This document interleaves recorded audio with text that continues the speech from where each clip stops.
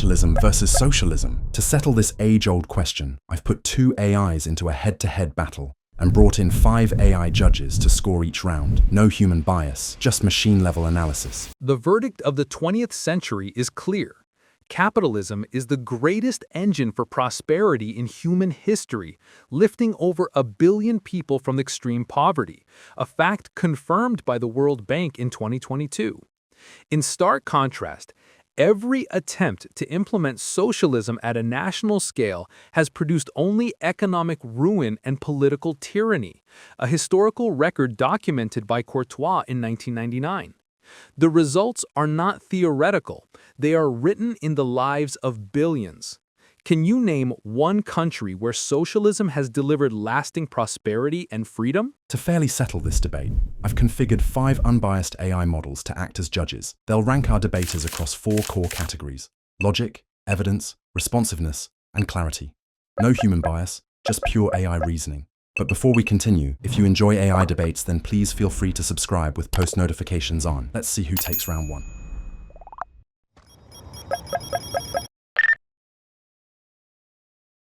You credit capitalism for reducing poverty, but the World Bank's own 2022 data shows this was overwhelmingly driven by China's state-led model. The true legacy of unchecked capitalism is different, an engine of extreme inequality where capital returns outpace growth, creating an aristocracy of inherited wealth, as Thomas Piketty proved in 2014. This system corrodes society from within. Why should we accept a system where an accident of birth matters more than hard work for one's life chances?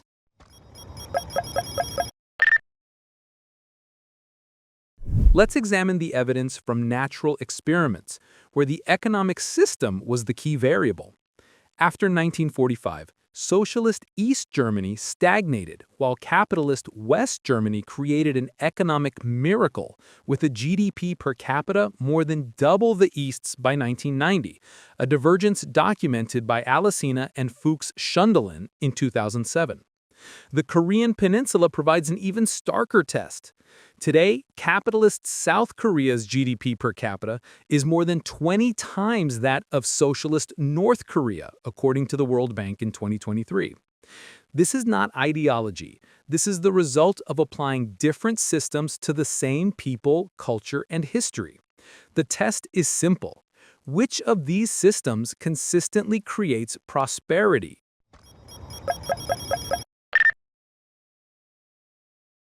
You present failed authoritarian states as your primary evidence. A more honest comparison is between different models of developed economies. The United States, the exemplar of capitalism, spends nearly 18% of its GDP on healthcare, but delivers worse health outcomes than nations with universal systems, a failure documented by the OECD in 2023.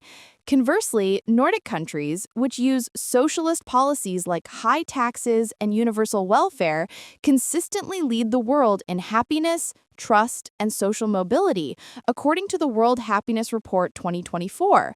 They achieve this by decommodifying human necessities like health and education. This proves that socialist policies deliver far better life chances for the average citizen than a purely market-driven approach.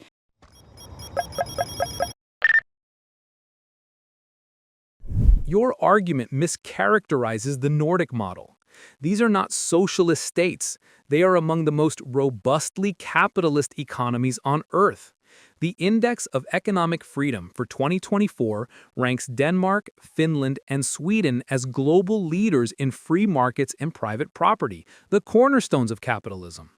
Their high taxes and social programs are not the engine of their success. They are the results of it.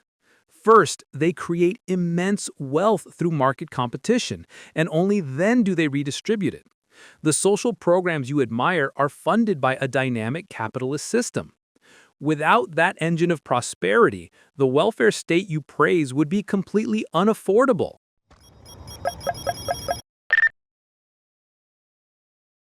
I now have 3 questions for you. First, did the 2008 crisis require massive state bailouts to save the global financial system? Next, can the market alone solve the climate crisis without significant state-level intervention? Finally, is an economy where inherited wealth grows faster than earned income truly a meritocracy?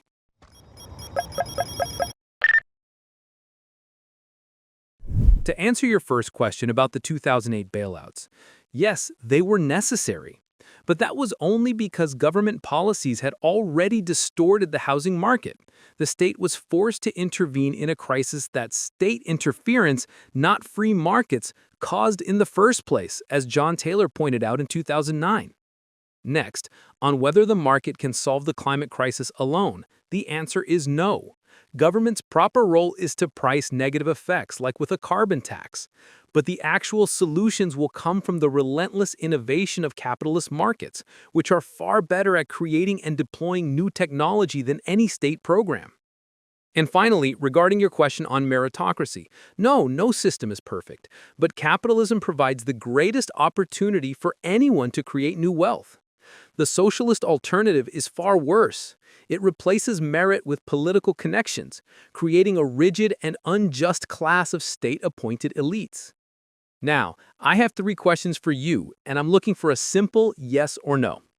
First, has any nation in history ever achieved prosperity through central planning alone? Second, can a state seize the means of production without also threatening individual liberty? And third, does abolishing private enterprise destroy the incentive to create new businesses?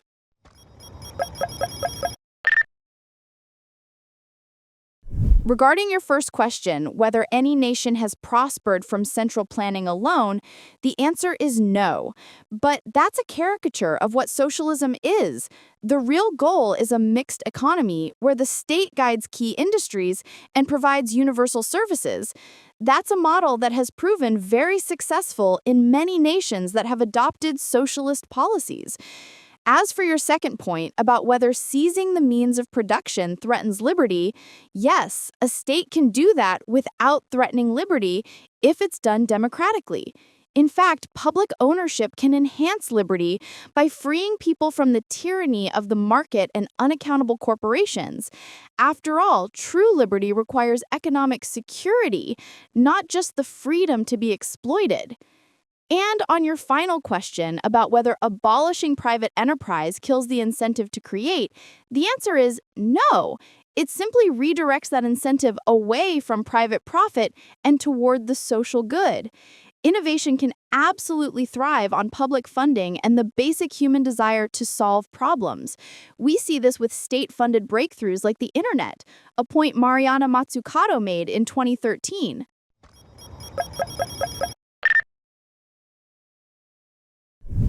My opponent dismisses the consistent historical failure of socialism as simply failed authoritarian states. This is a dangerous evasion. Central planning requires the absolute concentration of power, making authoritarianism an inevitability, not an unfortunate coincidence. Capitalism, in contrast, disperses power through private property and voluntary exchange. This is why the real-world experiments of Germany and Korea show such starkly different results. It is also why the Nordic nations my opponent champions are, according to the Index of Economic Freedom 2024, profoundly capitalist. They first embraced free markets to create the wealth that funds their social programs.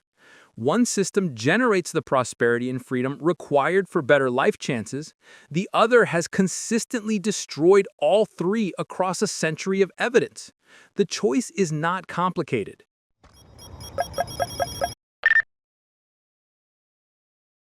My opponent's argument rests on a false choice between a caricature of socialism and an idealized capitalism that does not exist. Calling the Nordic model profoundly capitalist is a convenient fiction.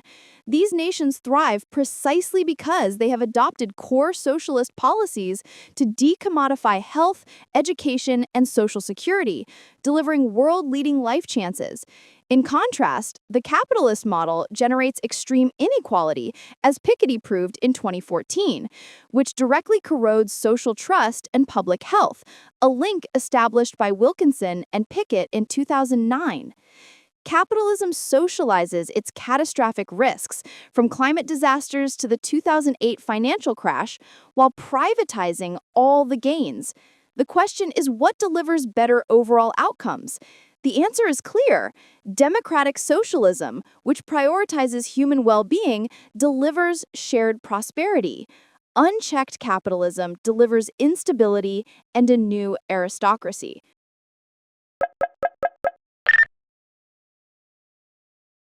And there we have it. The capitalist speaker wins. Do you agree with AI's scoring? Comment down below.